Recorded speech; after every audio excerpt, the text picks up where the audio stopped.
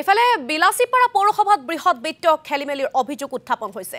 পৌৰসভাৰ সভানেত্ৰী মনালিসা দাস আৰু উপসভাপতি চন্দন দাসৰ বিৰুদ্ধে আঁচনিৰ ধন আত্মসাতৰ অভিযোগ উত্থাপন হৈছে। ধন আত্মসাতৰ অভিযোগত পৌৰসভাৰ কাৰ্যালয়ত উত্তপ্ত পৰিস্থিতিৰ সৃষ্টি হৈছে।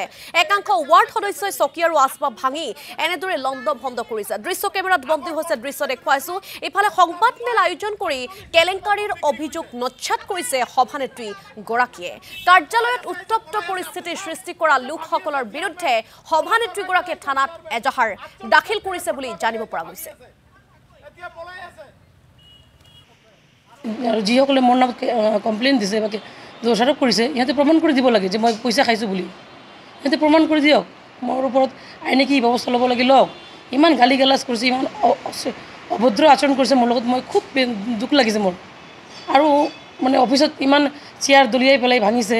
লগতে আৰু এটা খুব বেয়া লাগিছে যে আমাৰ অসমৰ প্ৰথম মুখ্যমন্ত্ৰী লোকপ্ৰিয় গোপীনাথ বৰদলৈৰ ফটোখন দলিয়াই পেলাইছে। থানাত এটা এজাহাৰ দি আহিছোঁ। মই যদি কিবা দোষ কৰিছোঁ মোক শাস্তি দিয়ক, দল আছে, দলে মোক শাস্তি দিয়ক, আইন আছে, আইনে মোক শাস্তি দিয়ক।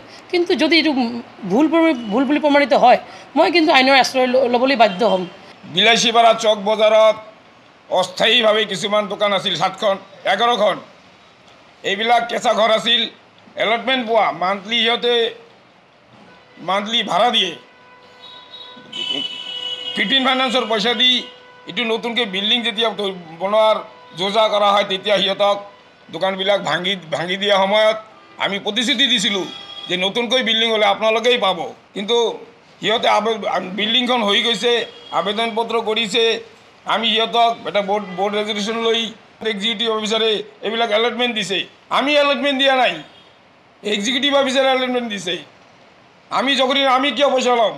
আমি ৰাইজৰ সেৱাৰ কাৰণে গৈছোঁ, তাতে পইচা কামাবৰ কাৰণে যোৱা নাই।